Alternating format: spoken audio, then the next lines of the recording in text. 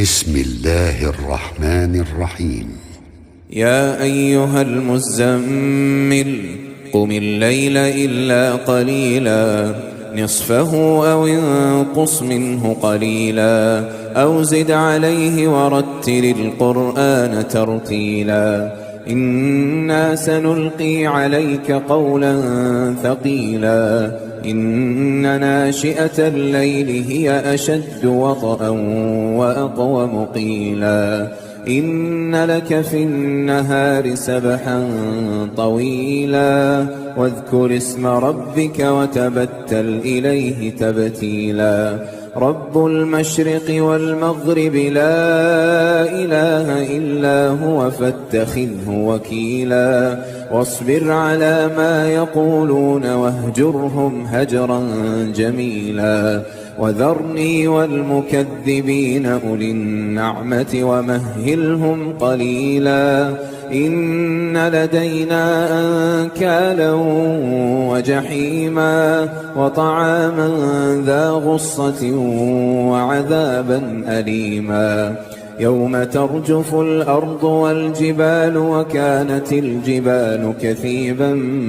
مهيلا إنا أرسلنا إليكم رسولا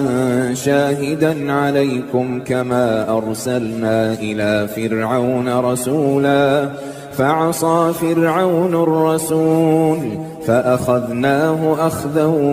وبيلا فكيف تتقون إن كفرتم يوما يجعل الولدان شيبا السماء منفطر به كان وعده مفعولا إن هذه تذكرة فمن شاء اتخذ إلى ربه سبيلا إن ربك يعلم أنك تقوم أدنى من ثلثي الليل ونصفه وثلثه وطائفة من الذين معك والله يقدر الليل والنهار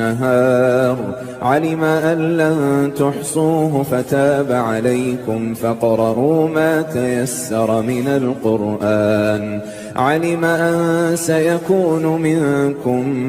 مرضى وآخرون يضربون في الأرض يبتغون من فضل الله وآخرون يقاتلون في سبيل الله